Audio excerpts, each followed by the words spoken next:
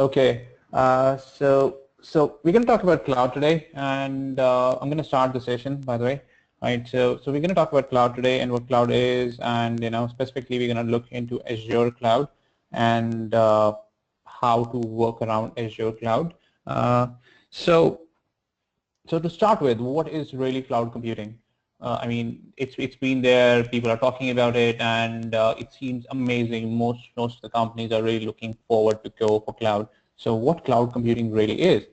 I mean, it's really nothing. I have a very simple definition of cloud computing. I mean, we've been doing this for a very long time already. I mean, lots of vendors, lots of users have been doing this for a very long period of time already. But with the dawn of the companies like Amazon, Microsoft, and with them creating this huge infrastructure and creating a application out of it and letting you use it as a service, we see it that it's different, but it's not.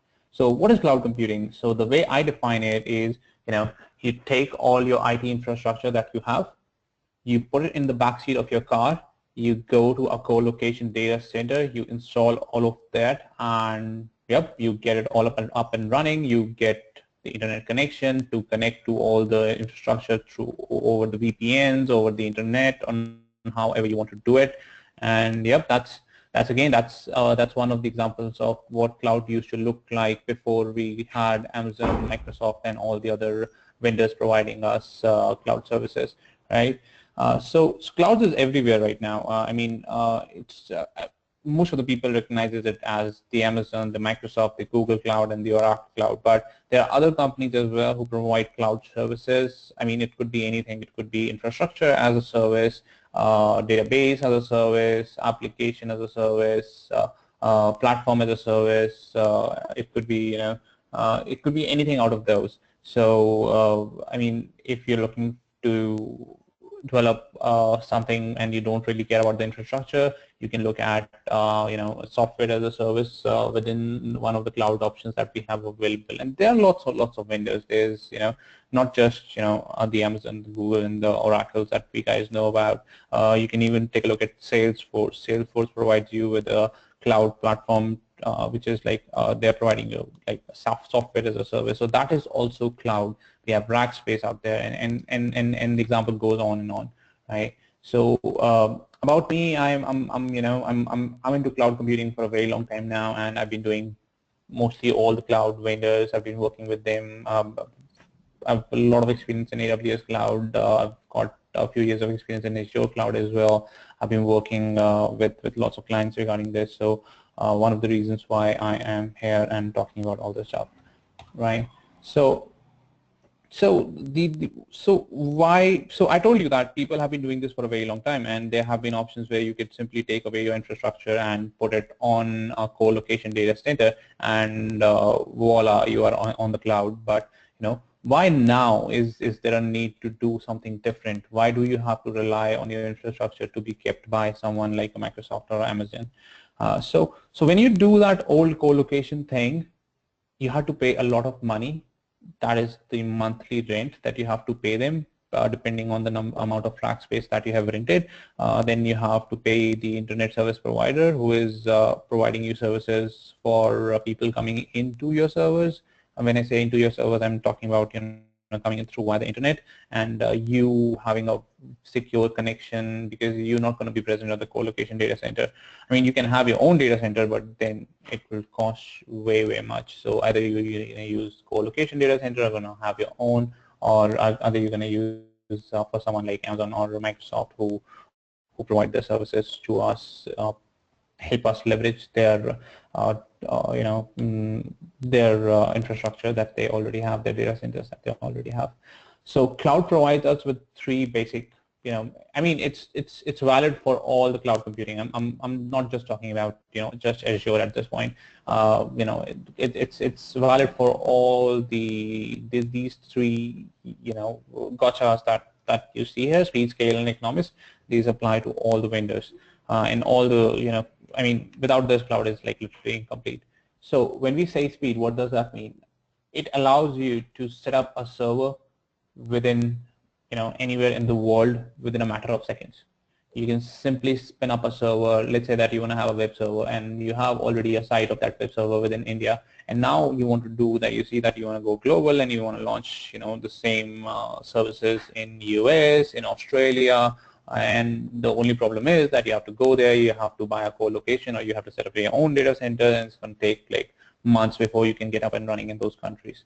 But with the cloud, what you can do is you can simply create an account and sign up for the services, and once you do that, you can simply set up a server in any of on any of the regions, and once you are done, you can have your application set up within that region. So with this, you don't really have to worry about the IT things, the infrastructure costs, and all you need to worry about is your business, and that's why speed is the uh, major influencing factor when you think about moving to the cloud.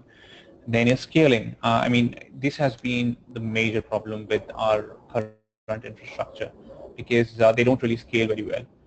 Whenever we have a problem, we either have to move to a beefier instance, or probably we will have to create another instance and do some settings to the load balancer, to the application strings, to the code, so that the application will recognize that there's a new server. And then again, when you don't need the server, you have to spin it down, but you have already spent the money on getting that, so it is way too expensive to do that, and way too cumbersome as well, and the management cost is again very high. But with all these vendors, the cloud computing vendors that are available out there, the scaling is pretty easy, because you can scale up, you can scale out, scale horizontally, vertically, depending upon your need, and it doesn't even scale up, down, it also scale in, which means if there is a need for servers to grow, they will just grow, and whenever there is a need to shrink that fleet of servers, it will simply do that. And economics, how does how does this help you? Because with these vendors like Amazon and the Microsoft and the Google, as their clientele grows, they get in more and more clients. They provide you the services at a much cheaper rate, because the cost of operation in that particular data center in that particular region obviously goes down when more and more customers start using that particular region. So once that happens, the operational cost of that data center obviously goes down. And what these vendors do is they return you they return the favor back to everyone, their clients and the new clients coming in, and that's how you can benefit from the economies of scale. So if a service was at like $1.56 in a US region, West US or East US region last year, and now we have somewhere around 200 clients with Microsoft in that region, the economics are going to go down, and the less money is going to be required to get that region up and running. So you're going to be benefited from the cost as well. Now the cost is going to be somewhere around 1.1 or 1.2 dollars per hour. So that is something that people will get benefit from. Oops, I think I moved way too quickly.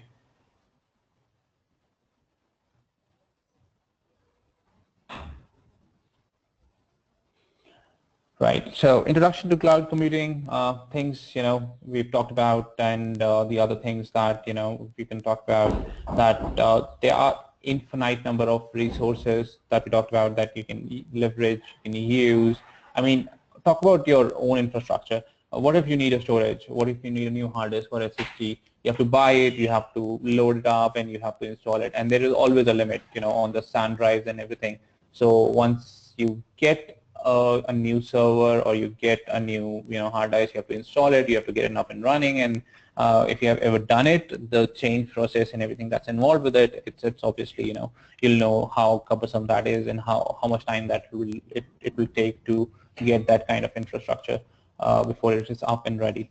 So cloud makes that particularly very easy, because there is unlimited, virtually unlimited. I mean, there's never anything unlimited, but what Amazon and the Microsoft they do is they keep monitoring the amount of space, the storage, the compute capacity, the capacity of the resources that is required to keep everything running. They monitor that, and as soon as there is a requirement to add new space, they do that. So for you, the space is virtually unlimited, right? Then there is elasticity. When we talk about elasticity, it's same the scaling concept that we talked about. And when I talk about elasticity, I used to take example of a rubber band. So when you have a rubber band, you can simply, uh, you can simply push it out, you can simply pull back in, and it's very elastic. You can do anything with it, and it will bend as per your needs. So same is the case with the cloud as well. So the way I example the way we talked about scaling and all,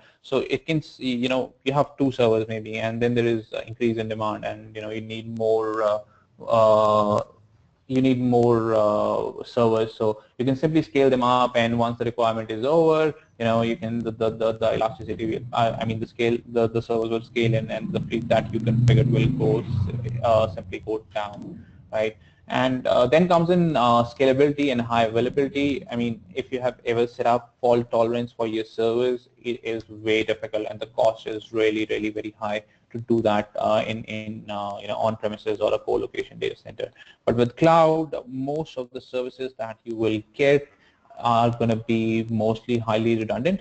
The way they achieve that is by replicating the data to the multiple availability zones, or available multiple data centers within one region, and that's how they achieve it. So they replicate the data from within the region, and even outside the region. I mean, outside the region is obviously not free; you have to pay for that. But most of the services will have inbuilt redundancy, and you can leverage that as well. And if not, they will provide you various ways to set up high availability and redundancy for your applications, right? And then the pricing models, and it's with cloud, it's really very cheap. I mean, uh, if you ever go to their websites and do a cost analysis of what is going to be the cost for your infrastructure over the next few years, you can obviously see that cloud is going to be something which you're going to be benefited from. I mean, it's not that that you already have 10 servers in your infrastructure, and I'm talking about scratching them and going to cloud and using those servers for the next 5 to 6 years, and you gonna see that okay, what is the benefit? We got this service for like $10,000, and now we are paying Amazon somewhere around $20,000 over the course of next 5 years. I mean, we have been running those servers for like at least 5 years, and we only paid 10,000. So what is the point here? Why is cloud cheap? I mean, it didn't it wasn't cheap for us. And you're actually right. I mean, the requirement here is that you use for those 5 servers for 5 years, which means that your application is never upgrading. You are working on an old application for a very long period of time, and you don't really require to update it, and your application is doing fine. Then cloud might not be a very good option for you. But what if you need to upgrade that application constantly, and you need all those scaling up and scaling down effectively, and you need all the other services like as soon as there is upgrade available, just patch my servers, right? And what if there is a new version of that server coming, and you want to move to that new server, and you don't want to spend money on getting that new server from the market, right? So that is where you're going to leverage cloud, where if you take a look at that, you spend 10,000, if you are upgrading your application every month, every year, so that will be like across a period of 5 years. Your initial cost is going to be 10,000, and if you multiply it by 5 every year, your cost will be like somewhere around 50,000. And if you talk about cloud, the cost is going to be same, because you're only paying for all the services that you're using. So if you're not using anything, you don't get paid. And for initial model, that will be like somewhere around 50,000, but in cloud you're like still at 17,000, so 17 or 18,000.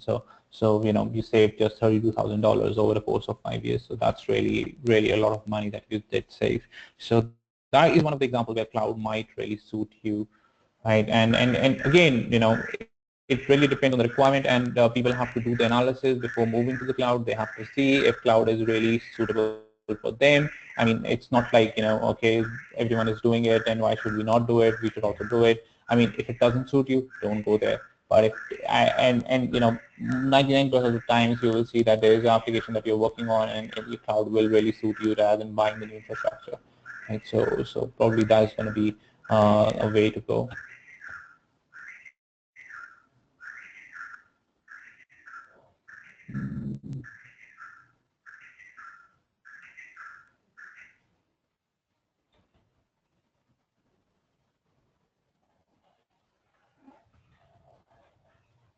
Was I?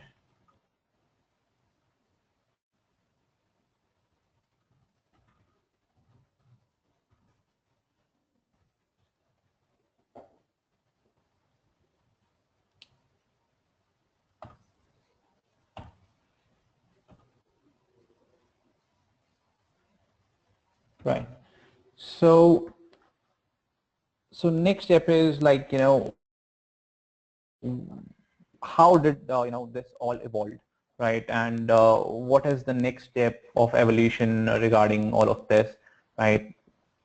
So it started with physical servers, which we all know, right? We had physical servers. What was the problem with the physical servers? What was the first problem with physical servers? I mean, we used to have 10 servers, and each server used to have like one application on top of it. And what we saw was that there was amount of resources being wasted on each physical server. Let's say that there was 90% of the CPU wasted on server 1, there was 90% of memory wasted on server 2, and so on. And at the end of the day, we see that our resources are not being utilized. We have paid money to get 10 servers, and we have not been able to get the amount of resource usage that we were hoping for. So it's total waste of money. So then came in virtualization, the era of VMware, where we were like very happy. We were like we virtualized everything.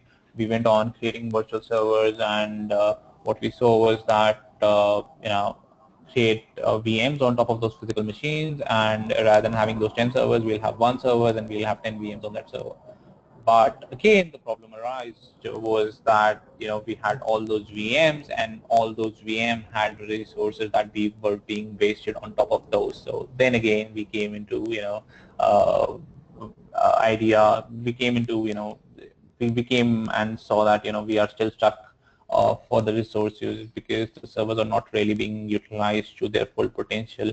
And then came in containers. I mean, that is what Kubernetes or Docker is all about, right? But we're not going to go there. So with virtualization came in an era where we can leverage big physical servers and use them for setting up our own infrastructure. So this is the major technology behind cloud computing. Amazon uses Zen. They use technology from Zen for virtualization. Microsoft Azure uses Hyper-V, their own proprietary virtualization software that they have. And I don't really know about Google and Oracle, so let's not get there, right? So, and then with virtualization, after virtualization, people talked about how we secure it, how we create a network around it, so people from outside the world can't get into this.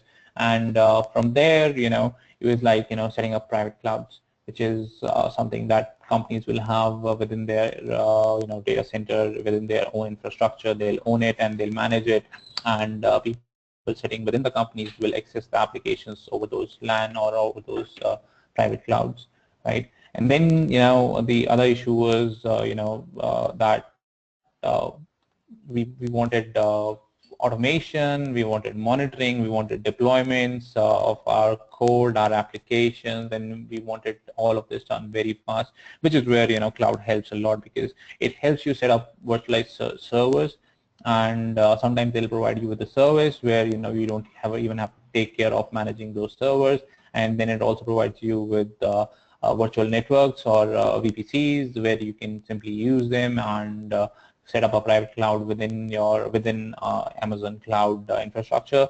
And then you have various services that provide you with all those automation, monitoring, and deployment tools as well. And Azure has tons of them. If you use web apps, there are I'm just getting ahead of myself, but again, some of the most common services that Azure has is web apps they use. Then there are worker functions, is there, web jobs is there, there are cloud services which are there out there, and most of these services have all of these stuff built in, like automation, monitoring, and deployment, and they are again managed. So it's very easy for you to, I mean, if you're a developer, all you have to do is upload code, and Amazon will, Azure will do the rest. So really something to look forward to if you are looking into if you have some certain needs that meets that requirement, right? And then again, with cloud, there's less worries, resource management, security, and I would not. With security, it's pretty easy because the point is, I mean, security is not really a right bullet point. I mean, of course, they're going to secure the data centers where your servers will be hosted, but since this is going to be a private, it's going to be a part of the private cloud because everyone will have access and you'll be sharing resources with everyone else. You will see that security might be a concern if you don't follow the best practices, and we'll talk about that as we move along, right? And again, I said easy to manage environments with web apps. That would be a good example to bring it up here. You can have multiple slots, you can have multiple environments where you can simply go ahead and set up your staging, your production environments, and all, right? Again, high availability, scalability, load balancing, which we have talked about before as well. It's very easy with cloud. You can leverage disaster recovery as well. You can leverage fault tolerance, and fault tolerance is built in, by the way, and most of the service already provides that, so you don't really have to manage about all of this. Most of the services are managed by Azure or Amazon, and you don't really have to worry about installations, licensing, updates, patching, and everything, etc., etc. Networks are all built in. Mostly, you just have to create a service to be able to use it, and that's it. And the maintenance is again, it's part of the agreement that you sign with Azure when you set up your account. Right. So why cloud? I mean, we've been talking about all this stuff. So what's the difference again here? So I talked about, platform as a service, software as a service, infrastructure as a service. So that's what we really have over here. I mean, even with all these vendors, a lot of things doesn't really change. It still remains the same. The concepts and everything remains the same, but only point is the ease to create that service and the ease to manage that service. I mean, if you have to do something like this on premise, like set up the networks, the routers and the switches, then install SAN drives, the hard disk and everything, then install servers, then install VMware, then do virtualization, install OS, take care of their licensing and everything, install middleware, install runtime environments, update data, install data like database servers and all, and then get your application installed and up and running. If you have to deal with all of that, it's going to take months for you to get up and running, right? But if you are into infrastructure as service, all you have to do is, networking, storage, servers, virtualization, it's already there.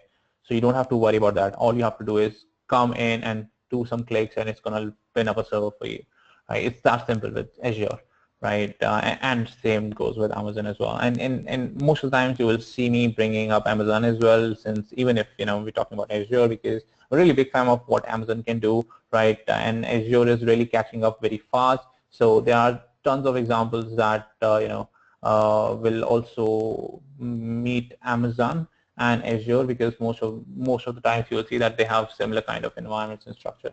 So yeah, if I bring that up, it's just to impart knowledge that it's not just Azure. There are other vendors out there as well, right? So all you have to manage within infrastructure management is you have to select your own OS, you have to select the middleware, the runtime data, and you have to still install the own application on top of that.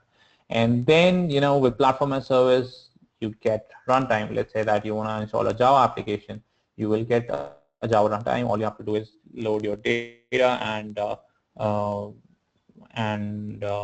have to load your data, and you have to simply go and install your applications on top of that.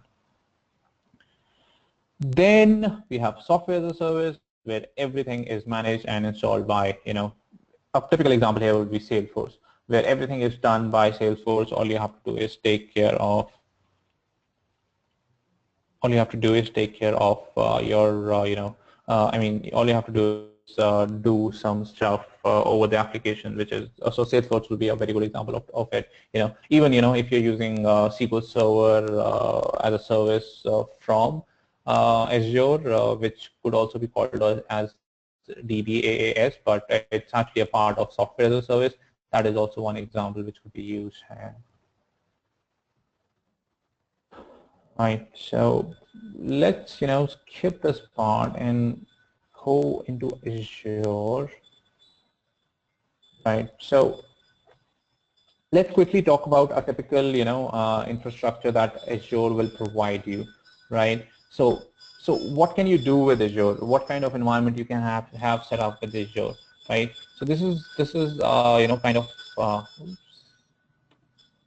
so this is the kind of setup that you might want to have, right? Ideally, each application will have somewhere around 3 or 4 tiers, right? There will be a data tier, there will be an application tier, there will be a web tier. So you'll probably have all those tiers, and then you'll have your own enterprise as well, and you want to make sure that your users can get to your cloud services and everything, right? So Azure provides you in a whole, with setting up a virtual network around your servers or services.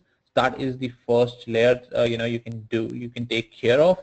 So you can set up your own virtual network, and you can put in your services or your servers on top of that, right? You can even make sure or granularize the access using the firewalls. And I mean, if you've ever worked with firewalls, you will know what kind of pain it is to set up those firewalls, make sure that they're working perfectly, setting up all the networking and everything, setting up those routers, those switches, those cables and everything. It's huge. It will take months to set up, and I've done that, and that's why I'm sharing my experience. It's very difficult, and with clouds, it's certain clicks away. I mean, the first time I set up my own virtual network, I was like, wow. I mean, how easy this could be. I mean, getting an internet gateway is a pain in the butt, really. I mean, and with Azure and with Amazon Cloud, getting internet connections and making sure that your services can reach internet is pretty damn easy. It's just a few clicks away. And yeah, I mean, you can secure your data tier, your application tier, just expose your web tier, right? And then you can use services like direct connections to your own data center, where you can have a direct PPS connection with your data center, and you can have a secure connection. You can set up VPNs. It provides you endless services, and the major list that probably each course should cover when we talk about Azure is that's really a part of all their exam objectives as well. If you are really interested into Azure certification, there are like 3 exams that are available right now. There is one for developers, there's one for SysOps guys, and then there is one for architect guys.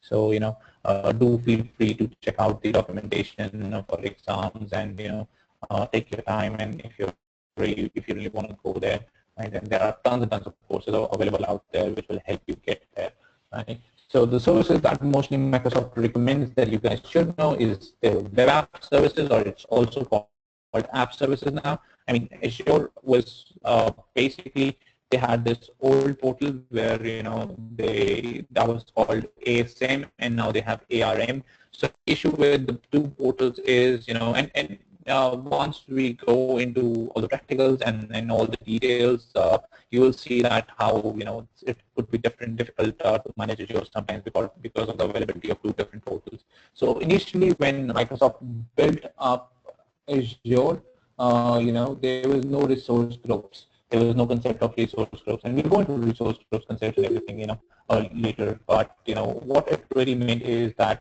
earlier Microsoft used XML-based, documents to set up services, to maintain data about services, but that was very cumbersome, and the sooner they realized that this is not the way to go. So they came up with the idea of resource group, which is nothing but just a way of grouping resources, and they rather than using XML, which is very cumbersome to maintain and manage and to write, they started using JSON, which is just a key pair, key to value pair, and it was very easy using that. So they really went into that, and they came up with this new portal with ARM, right? And that is where you can group resources, and there are certain things which you can't still do with ARM, and there are certain things which you can't anymore do with the old portal.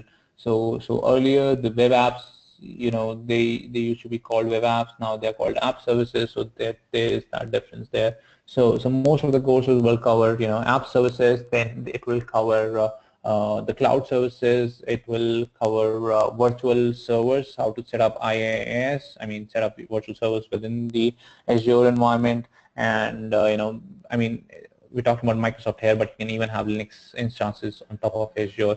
I mean, with the new initiative that Microsoft has taken, going open source, supporting Linux and everything, like big step was building up SQL Server for Linux. That was one big step forward, and they are really looking forward to kickstart in that market as well. So really something to look forward to, right? And then from there is after virtual services, cloud services, there is storage, which Azure provides, the blob storage that they have, and what you can do with it, which is object storage, which is available. Then the disk, like the block storage. No, that is the object level storage that we talked about for block storage, and then we have block level storage, where you can simply configure and have SSDs, where you can install application and attach to the servers. We can talk about that as well. And then we have database application of what kind of database you can install, and what Azure supports, how you can use them, and how easy it is to set them up, along with high availability and all the other features. And after that, we have Azure Directory, which is not really exactly similar to what Active Directory is. I mean, there's definitely a difference, which we're going to talk about once we get there. And then there is, this setting up virtual networks within Azure, and then it all aligns together. And probably, at the end, you're going to see on how to do a whole application on Azure, right? So, yep, I mean, that's what is the power of Azure and what you can really do with Azure. The things you can do is practically unlimited, and with all the new services that are being launched, like serverless architecture, the container services which are there. I mean, you can save tons and tons of money with that. I even have a client that I've been working with who is currently paying Azure somewhere around $5,000 to $6,000 every month for running their application, and I've been working with them, and I recently designed a new serverless design for them for their application servers, and I moved in their database servers on IaaS rather than using DBaaS. And as per our estimates that we did for them, they're going to be paying from now onwards, they're going to be paying somewhere around $2,000 to $2,500 every month, which is like, getting half. And on premises, they were paying somewhere around, the initial cost was $10,000 to $15,000 per month. So it was huge, and they couldn't even afford the infrastructure at that point of time. I mean, that would have been huge too. So lots and lots of money saving there. And even after going to cloud, you're going to see that there are still ways you can save money using serverless architecture, the containers, and all the other stuff. And the major point is that they keep up adding new services and features. And if you are really working on these technologies, you can leverage them and start saving costs, right? So I mean, with that, I'm gonna probably go ahead and I'm gonna end this session. Okay, sir. Thank you, sir.